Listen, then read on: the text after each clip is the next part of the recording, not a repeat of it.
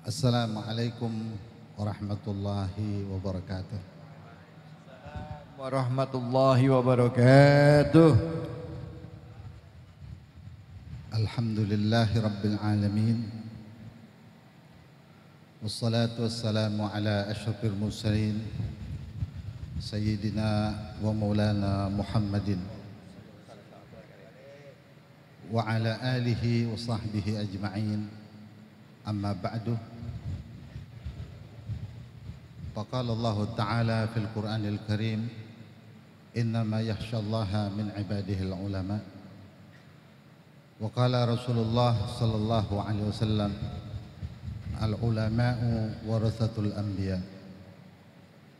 Hadratil mukarramin, segenap para alim ulama, para habaib, bil khusus guru saya, guru kita bersama yang baru saja menyampaikan nasihat-nasihat yang teramat penting untuk kita amalkan, yaitu Al-Habib Alwi bin Abdurrahman Al-Habsyi.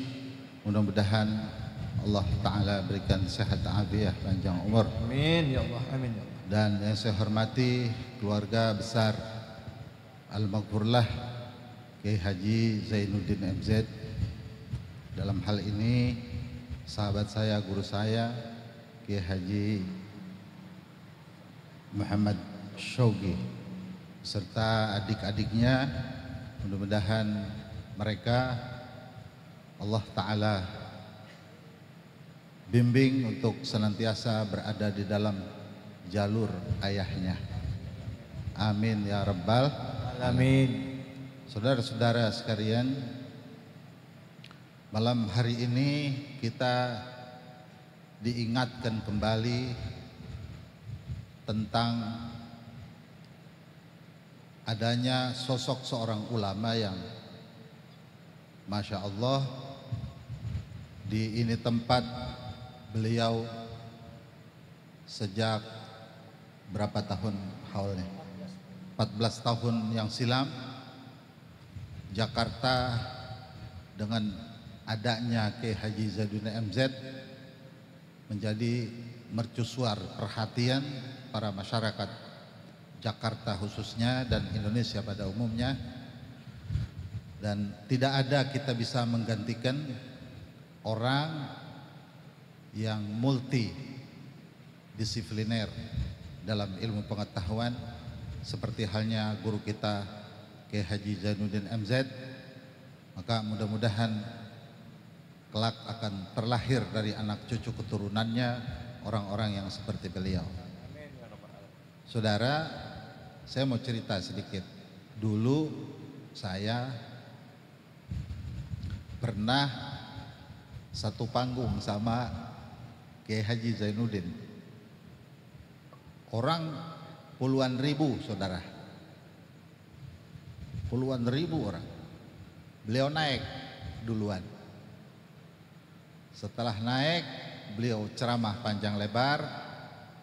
Masya Allah, jangankan orang yang sudah hadir di tempat itu, tukang becak lagi jalan berhenti pengen dengerin ceramahnya, penumpangnya disuruh turun. Masya Allah. Kata penumpang, saya mau kemana bang? Terserah lu, masa bodo amat. Gua mendengerin Kiai ceramah. Magnetnya sampai seperti itu, saudara. Jadi pada diri beliau itu ada jazbatul qulub, ada magnet hati. Jadi belumlah beliau mengupas tentang materi agama, baru memberi salam aja, tukang beca berhenti, tukang angkot berhenti, saudara. Itu yang kebetulan tuh di daerah Kosambi, daerah Cengkareng. Supir angkot berhenti, penumpangnya disuruh turun. Kata penumpangnya, bagaimana ini mas? Lah saya masih jauh. Kata penumpang, masa bodoh amat, gue mendengerin ceramah Kiai Zainuddin. Luar biasa, saudara. Jangkrik lagi ngerik berhenti, kodok lagi lompat di udara diam aja. Saking dahsyatnya saudara, dia kagak loncat lagi mau dengerin ceramah Kiai Haji Zainuddin MZ. Beliau selesai ceramah, saudara, saya naik, saya yang kedua. Pada saat saya naik, saudara mau tahu, tinggal panitia doang. Orang semuanya bubar. Pikiran saya begini, Berry Prima udah naik, Berry Prima udah naik, kita pakai naik. Tahu begini mah tadi saya gogo gak datang gitu. Di situ saya tahu percis saudara, satu panggung saya sama beliau. Masya Allah, mudah-mudahan dari lidah beliau itu banyak orang-orang yang Allah Ta'ala berikan hidayah. Banyak orang-orang yang ahli maksiat kemudian bertaubat kepada Allah Ta'ala. Yang Rasulullah katakan, mandalla ala hasanatin walau bisyatri kalimatin kana lahu syarikan piha. Siapa orang yang menunjukkan orang lain untuk dapat beramal kebaikan walaupun hanya dengan setengah kalimat, bukan satu kalimat, bisyatri kalimatin, setengah kalimat, maka dia akan mendapatkan pahala dari orang tersebut. Dari amal yang orang lakukan dia dapatkan pahala. Kalau itu cuma satu, dia akan senang di dalam kuburnya. Bagaimana saudara? Beliau ini ulama sejuta umat. Jadi bahasa sejuta bukan artinya batas gitu. Bukan artinya cuma sejuta, bisa jadi saudara puluhan juta orang-orang yang kemudian menjadi orang-orang soleh dikarenakan beliau. Maka mudah-mudahan guru kita Kiai Haji Zainuddin MZ di dalam kuburnya dikumpulkan dengan para ulama-ulama yang lain, amin ya Allah, ditempatkan di dalam surganya Allah Subhanahu wa taala. Amin ya Allah, amin ya Allah. Dan juga ilmunya biar bermanfaat dan berkah buat kita sekalian. Amin ya Allah. Amin ya rabbal Amin alamin. ya rabbal alamin. Saudara-saudara, guru itu kayak orang tua. Bahkan kemuliaannya itu melebihi dari kemuliaan orang tua. Karena apa? Sebab orang tua itu yang menurunkan seorang anak dari langit ke bumi. Kenapa begitu? Sebab manusia itu waktu ada di dalam kandungan ibunya, saat usianya belum sampai 4 bulan, belum ada ruhnya. Saat seorang ibu hamil 4 bulan baru ada ruhnya. Ruh itu saudara adanya di alamul arwah. Alam arwah itu adanya di langit. Jadi gara-gara orang tua hamil saudara, anak yang ada di langit diturunkan ke bumi. Sebab karena orang tua. Kalau guru saudara menaikkan ruh seorang murid ke atas langit yang asalnya di bumi, karena dia tahu ilmu, karena dia paham agama, karena dia kenal Allah, karena dia kenal Rasulullah, maka yang hidup ruhnya, akhirnya ruhnya naik ke langit. Jadi kalau orang tua menurunkan seorang anak dari langit ke bumi, kalau guru menaikkan seorang murid ke langit. Yang satu nurunin, yang satu naikin. Yang naikin, makanya guru saudara itu lebih tinggi kemuliaannya dibanding daripada orang tua. Walaupun memang keduanya harus tetap kita hormati dan kita hargai, tapi nilai kemuliaan itu lebih tinggi kedudukan guru dibanding daripada kedudukan orang tua. Dalam hal ini saudara Kiai Haji Zainuddin MZ, saya memang saat beliau Masya Allah, saya baru usia sanawiyah waktu itu. Jadi tidak tahu percis, tidak tahu banyak tentang beliau. Tapi dari sepak terjang yang beliau tempuh saudara, menggambarkan dan menandakan bahwa beliau itu punya himmah dan semangat di dalam menuntut ilmu, saudara, luar biasa dari masa kecilnya. Jadi saya punya paman waktu itu satu kampus sama Kiai Haji Zainuddin MZ. Paman saya cerita, di kampus itu pakaiannya pakaian biasa aja, pakai sendal jepit kalau kampus, biasa aja, nggak menunjukkan.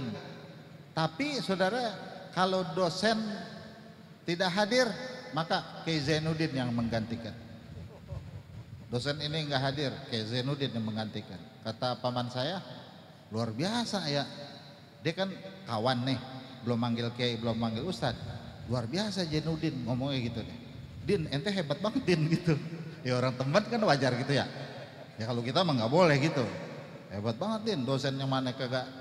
Oh, rupanya memang ketekunan dan kesungguhan saudara di waktu masa belajarnya itu yang akhirnya membuahkan hasil yang sangat luar biasa, penguasaan terhadap ilmu pengetahuan yang jarang dimiliki oleh orang-orang di masa hidupnya. Bahkan sampai sekarang tidak menemukan orang yang pandai bercakap untuk menyampaikan materi-materi keilmuan seperti halnya guru kita Kiai Haji Zainuddin MZ. Dan ini merupakan hal yang perlu ditiru dan dicontoh oleh anak-anaknya dan murid-muridnya juga kita sekalian. Mudah-mudahan ada contoh-contoh yang baik pada diri beliau turun kepada anak-anak dan pada murid-muridnya.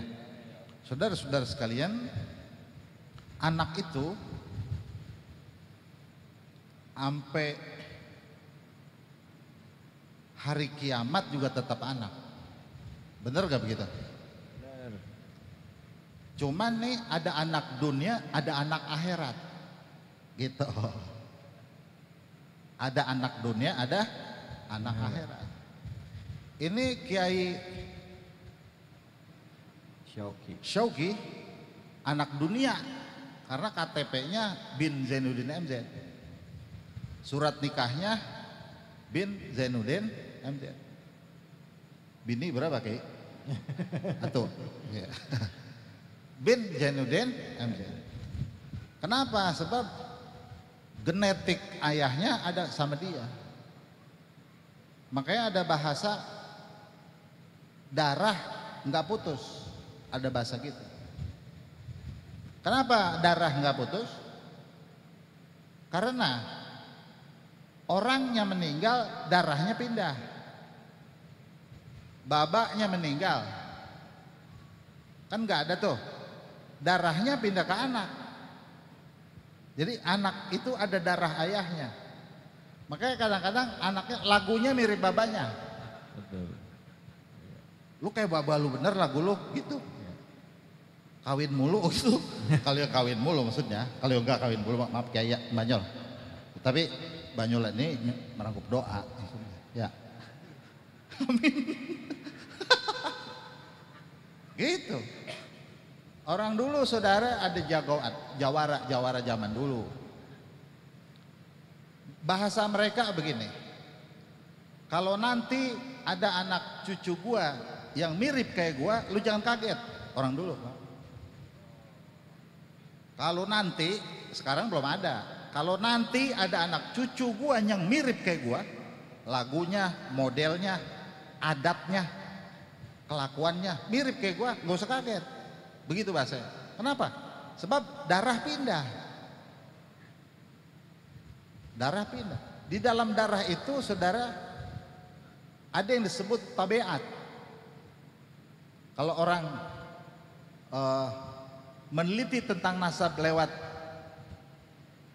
apa tuh namanya? DNA. Itu saudara-saudara, dia mengetahui karakter kakek di zaman itu dengan meneliti darah di zaman ini. Jadi dalam darahnya itu ada karakter, ada sifat-sifat. Makanya sifat dan karakter itu tidak akan berubah, turun kepada anak. Biar bagaimana juga turun. Kayak warisan. Anak pakai minta nggak kira-kira? Kagak. Anaknya tidur aja juga warisan dapat. Mengapa udah milik dia? Darah begitu. Jadi orang yang meninggal, saudara, darahnya pindah. Jadi tetap dia hidup pada anaknya. Terus sampai cucunya, terus sampai cicitnya. Tidak berubah, demikian adanya. Begitu. Tapi walaupun demikian adanya, anak tetap dia nyari orang tua. Karena al-barakatu fi akabirikum. Keberkahan tetap ada pada orang tuanya, walaupun turun. Gimana maksudnya, saudara? Walaupun orang tua udah meninggal, tetap anak butuh berkah orang tua. Hari Jumat ziarah, kan butuh berkah tuh namanya. Jadi walaupun di dalam kubur, dia ada sisi keberkahan yang akan turun kepada anaknya. Gitu. Cuman nih anak, saudara, kadang-kadang ada anak yang berbakti, ada anak yang durhaka. Kalau anak yang berbakti, yang nurut sama kedua orang tua. Kalau anak yang durhaka, yang tiada turut sama kedua orang tua. Saudara, saya mau kasih tahu, kalau durhaka yang biasa itu kelas ekonomi namanya. Ada durhaka kelas ekonomi. Itu yang suka banting piring di depan emaknya. Yang kalau disuruh-suruh sama emak, saudara, kagak nurut. Itu biasa, durhaka biasa itu. Ada durhaka spesial. Udah pernah dengar belum? Durhaka spesial. Maksudnya gimana tuh Kiai? Ini saya mau jelasin. Jadi ada durhaka VVIP. Buset. Bayarannya mahal. Eksklusif ya? Eksklusif. Mau saya kasih tahu nggak? Mau. Mau tahu biasa, mau tahu banget. Banget. Begini. Anak di sekolahin, disantrenin. Ya. Pinter, Masya Allah. Dia punya titel, saudara, bererod. Ngerti nggak bererod? Iya. Titel bererod. Dipanggil kiai, yo segala macam. Akhirnya orang tuanya kalau mau nemuin dia, orang tuanya bilang begini, anakku, ada waktu enggak? Mama mau ngobrol. Anakku, mengganggu enggak? Mama ada perlu. Ini bahasa, saudara, karena menganggap anaknya udah lebih tinggi martabat dari orang tua. Jadi orang tua udah segen sama anak, karena anak udah jadi kiai, karena anak udah jadi doktor, anak tuh sudah profesor, sampai orang tuanya segen, takut mengganggu kesibukan anaknya. Nah, anak yang begini, saudara, ini anak durhaka VVIP. Apalagi anak sudah menganggap orang tua tak berpendidikan. Misalnya, saya udah jadi kiai, gitu. Kalau perlu mama cium tangan. Waduh. Kan keren tuh namanya ya. Luar biasa. Saya dosen. Gaji saya sekian, penghasilan saya sekian. Orang tuanya udah segen, saudara. Maka ketahuilah, saat kondisi di mana orang tua sudah segen sama anaknya, walaupun dia dimuliakan orang di mana-mana, walaupun cium tangan bolak-balik, saudara, walaupun gajinya puluhan juta setiap satu bulannya, saat orang tua segen sama itu anak, ketahui itu anak durhaka, saudara. Makanya orang tua nggak boleh, saudara, nganggap anak lebih tinggi. Sebab itu mendidik dan melatih anak untuk menjadi durhaka. Walaupun dia jadi kiai juga panggil namanya aja. Orang-orang pada manggil kiai, kiai, kata babanya, kiai kiai, tai gitu. Ya iya, dia yang boleh nyokolain. Dia jadi kiai boleh gue nyokolain, gue boleh didik. Tapi masih kecil, yang nyusuin emaknya. Sampai sekarang juga masih anak gua. Paham nggak tuh kira-kira? Nah, dalam hal ini terkait dengan masalah kedudukan seorang anak di akhirat gitu. Di akhirat jadi anak apa enggak? Di dunia mah nggak bisa saudara anak lepas dari orang tua, nggak bisa. Karena apa? Gen, darah saudara. Tapi di akhirat bisa misah. Kata siapa begitu? Nabi Nuh punya anak namanya siapa? Kan'an. Begitu. Saat Nabi Nuh saudara bikin perahu dan semuanya ditenggelamkan, kata Nabi Nuh kepada anaknya, ya bunayya irkam ma'ana. Wahai anakku, naiklah perahu bersama aku agar kau selamat. Gitu. Zaman itu saudara perahu. Zaman sekarang bukan perahu lagi. Kata orang tuanya, ngaji kayak baba. Gitu. Sekolah kayak baba. Dekat sama kiai kayak baba.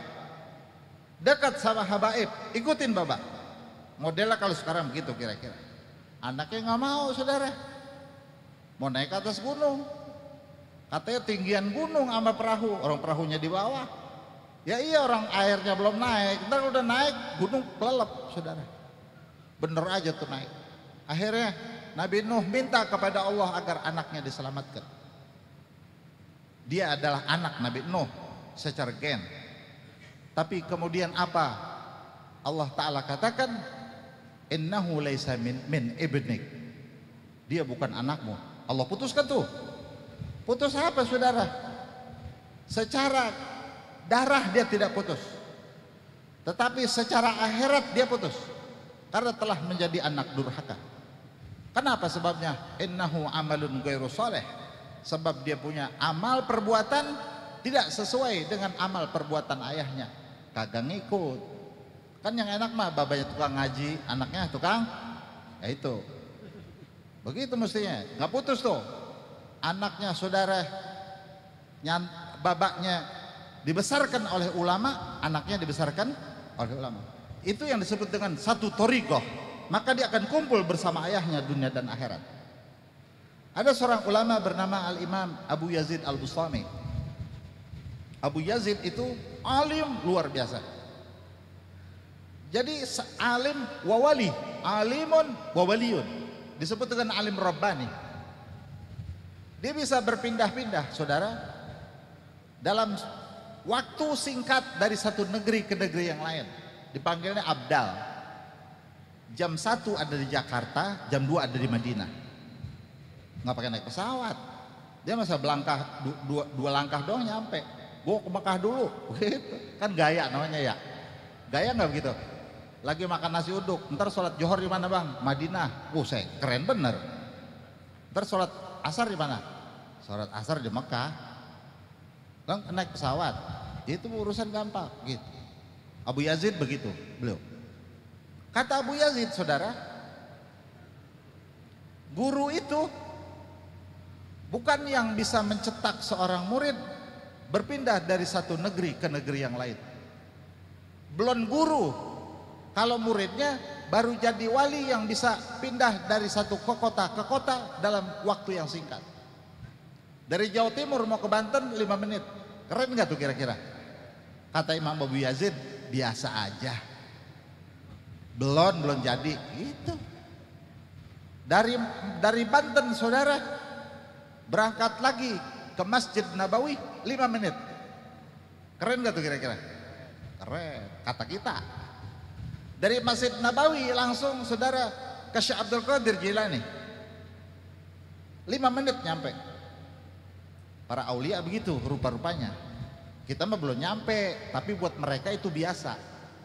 Kalau buat kita kan luar biasa. Luar biasa, bukan main. Kata mereka, biasa gue mau begini. Udah kehidupan gue sehari-hari.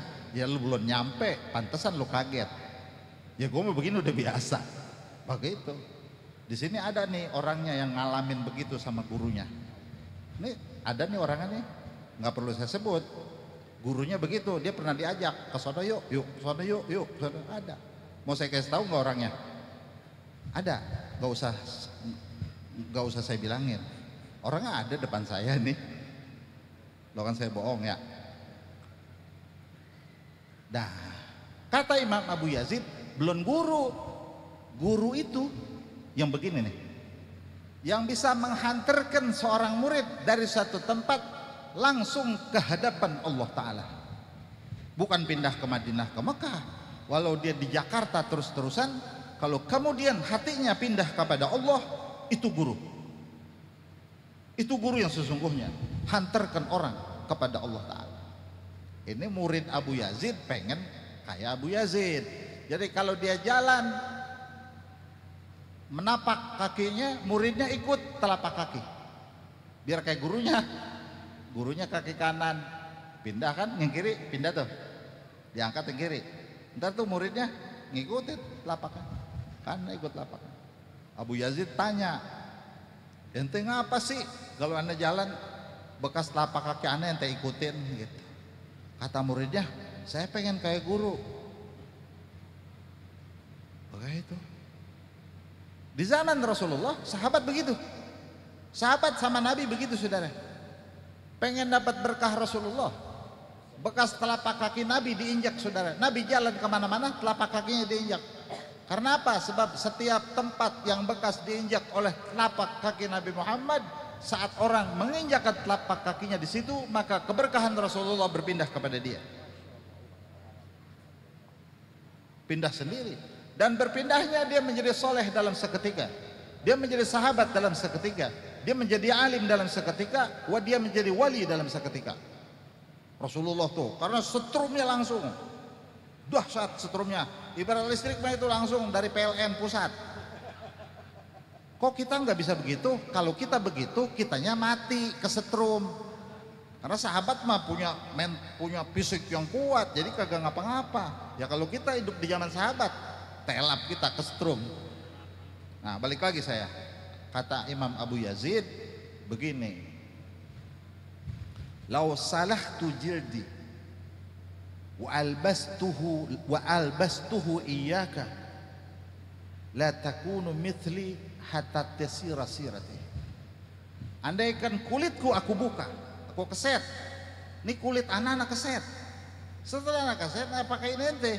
Jadi kulit yang ente pakai itu kulit anak. Ente nggak bisa kayak anak.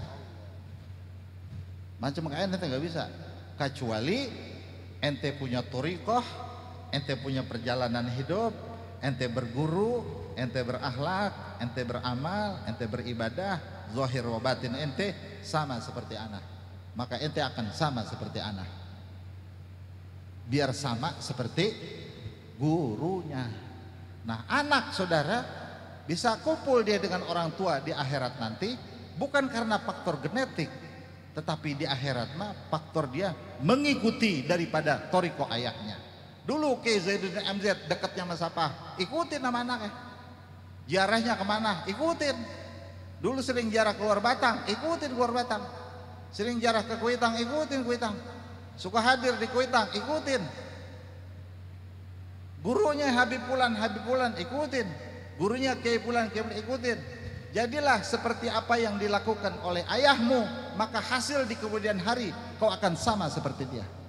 Bukan karena faktor darah semata-mata, tapi ikuti perjalanan seorang ayah, maka kelak dia akan sama seperti ayahnya. Maka ini mudah-mudahan anak-anak Keizuddin MZ seluruhnya Allah Ta'ala jadikan para alim ulama seperti halnya ayahnya, bahkan lebih daripada ayahnya, mudah-mudahan. Amin ya rabbal alamin. Saudara, ada seorang sahabat Nabi yang bernama Salman Al-Farisi. Salman ini tinggalnya saudara di Iran. Di Iran jauh dari Madinah. Dia mendengar tentang Rasulullah Sallallahu Alaihi Wasallam di negeri Madinah. Datang dia ke Madinah, ngecer. Kalau kita ngecer angkot, kalau dia ngecer onta. Dulu kan belum ada angkot ya. Sampai Madinah, saudara nanya sama sahabat, hari apa Rasulullah keluar? Anak ingin melihat. Dia belum Islam nih, Al-Farisi belum Islam. Kata sahabat yang lain, hari Kamis. Nabi ntar ada pengajian umum hari Kamis, gitu. Sahabat pada ngumpul. Nah, Salman saudara datang. Orang ribuan saudara. 124.000 sahabat kumpul. Bagaimana mau ketemu Nabi? Ya kan? Cari akal. Salman beli buah-buahan. Mau kasih Rasulullah sallallahu alaihi wasallam. Datang menghampiri Rasulullah, Anda mau kasih hadiah orang banyak, Anda mau kasih hadiah Nabi, Anda mau kasih hadiah Nabi, dikasih jalan, silakan. Sampailah saudara ke situ tempat, dia bilang sama Rasulullah, ya Rasulullah, hadhihi shadaqatun lak, ini sedekah untukmu. Kata Nabi, inna Muhammadan la yaqbalu shadaqah, Muhammad tidak terima sedekah, nggak mau terima sedekah. Akhirnya besok dia balik lagi, dia bilang, saudara, ya Rasulullah, hadihi hadiyatullah, ini hadiah. Hadiah diterima. Maka Salman bilang, oh berarti ini Nabi akhir zaman. Karena di dalam Taurat Injil diterangkan bahwa Nabi akhir zaman tidak menerima sedekah, tapi dia menerima hadiah. Kemudian yang kedua, dia mau lihat lagi tanda kenabian, bahwa di belakangnya pundak Rasulullah itu ada stempel kenabian. Jadi ada sedikit hitam yang berbulu halus. Nabi pakai sorban, sedang dipakai tempat pekuburan. Rasulullah tahu nih, Salman pengen ngelihat. Kan Nabi saudara tahu isi hati orang. Jadi orang kertek di hati Rasulullah tahu. Kalau dia sholat aja, orang di belakang saudara pegang-pegang jenggot, rapi sholat, orang bilang, tadi itu pegang-pegang jenggot siapa itu lagi sholat, ketahuan saudara. Nah ini Salman, Rasulullah tahu, sorbannya dijatuhin, sama Nabi dijatuhin, Nabi mau ambil gitu, Salman lihat di sini ada hitam. Akhirnya Salman katakan, na'am hadahwa, ini berarti Nabi akhir zaman. Dia menghampiri Nabi, dia cium saudara Nabi tangannya, akhirnya dia katakan, bimbinglah aku ya Muhammad, bimbing aku ya Rasulullah untuk ikut kepada engkau, tuntun aku mengucap 2 kalimat syahadat, asyhadu an la ilaha illallah wa asyhadu anna Muhammadan Rasulullah. Akhirnya dia mutabah ahli Rasulullah, ikut Nabi saudara, ikut ajaran-ajaran Nabi Muhammad, akhlaknya diikutin, akidahnya diikutin, ibadahnya terus diikutin karena ngikut Rasulullah. Akhirnya Rasulullah katakan, Salmanu minni ahlil bait. Udah ya? Udah. Salman adalah ahlul bait. Padahal darahnya misah. Perhatikan. Gennya misah. Gen Nabi beda dengan gen Salman beda. Tapi karena mengikut saudara, akhirnya kata Rasulullah, Salman adalah keluarga aku. Di dalam dunia dan akhirat bersama aku. Karena apa? Karena satu thariqah, mengikuti Nabi Muhammad sallallahu alaihi wasallam. Maka begitu juga anak nih saudara sama orang tua bisa misah di akhirat seperti Kan'an karena tidak ikut thariqah ayahnya. Tapi yang bukan anak sebagai murid saudara, dia bisa akan kumpul dengan guru-gurunya, bisa kumpul sama Habib Ali Kuitang, bisa kumpul sama Habib Salib Jindan, bisa kumpul sama Habib Ali Bungur, bisa kumpul sama Kiai Haji Muhammad Syafi'i Hadami, bisa kumpul dengan Kiai Haji Abdullah Syafi'i, bisa kumpul saudara dengan Habib Abdullah bin Muhsin, bisa kumpul dengan Habib Luar Batang, bisa kumpul kalau dia punya thariqah yang sama. Maka ini hikmah besar di dalam acara haul daripada ulama, ini namanya irtibatul hadir bil ma'di, untuk mengikat kuatkan masa sekarang dengan masa yang dulu dengan orang-orang soleh, agar terus sebagaimana mereka bersambung ikat dengan para guru dan para pendahulunya, dari guru ke guru, kurun ke kurun, hingga sesampai kepada para tabi'in, terikat kepada para sahabat Rasulullah, terikat juga kepada Nabi Muhammad sallallahu alaihi wasallam. Maka kita yang ada zaman ini agar menjadi iktibar dan pelajaran penting bahwa apa yang telah mereka lakukan telah berhasil mengikatkan batin dan zahir mereka kepada Rasulullah dan para sahabatnya. Maka kita ikuti thariqah orang-orang dahulu, guru-guru kita, orang-orang tua kita, agar kita dunia dan akhirat terikat kuat dengan mereka, kumpul bersama mereka di dalam genggaman Nabi besar kita Muhammad sallallahu alaihi wasallam. Maka itulah Di antara sebagian daripada hikmah kenapa perlunya kita mengadakan haul, agar kita tidak melupakan kebaikan-kebaikan orang-orang tua kita. Kita bisa ikut itu yang Nabi katakan, udhkuru mahasina mautakum. Ingat baik-baik kebaikan orang tua kalian yang sudah meninggal. Ingat baik-baik orang dahulu yang sudah meninggal akan kebaikannya, agar supaya apa? Menjadi contoh, menjadi suri tauladan untuk mengikat kita kepada mereka, karena tidak akan pernah saudara-saudara orang baik dengan sendirinya tanpa ada orang yang diikutinya. Biar kita semuanya bisa ikut orang-orang soleh dunia dan akhirat. Amin ya rabbal alamin. Wa sallallahu ala sayyidina Muhammad nabil ummi wa alihi wasallam. Walafu minkum. Wassalamualaikum warahmatullahi wabarakatuh. Waalaikumsalam warahmatullahi wabarakatuh. Terima kasih banyak Kiai Haji Ubaidillah Hamdan. Alhamdulillah, alhamdulillah rabbil alamin. Terima kasih banyak Kiai. Sallu ala Nabi Muhammad. Alhamdulillah, terima kasih. Kita hari ini diingatkan sebagai anak untuk benar-benar, walaupun orang tua kita sudah tiada, kita menjaga nama baik orang tua kita dan mendoakan orang tua kita, bahwa setiap kebaikan yang sudah orang tua kita sebarkan, setiap amal soleh orang tua kita yang sudah diberikan kepada orang-orang di sekitarnya semasa hidup, itu bisa menjadi amal jariah bagi almarhum dan juga bisa menjadi pelajaran bagi kita, anak keturunannya, dan juga tentu bagi kita ini juga harus benar-benar kita jaga, karena insya Allah orang-orang soleh kelak akan dikumpulkan di surganya Allah bersama dengan orang tuanya, dengan anaknya, dengan istrinya, dimasukkan di dalam surganya Allah, dan dimasukkan di dalam surganya bersama dengan malaikat di dalam melalui pintu yang manapun. Dan untuk itu baik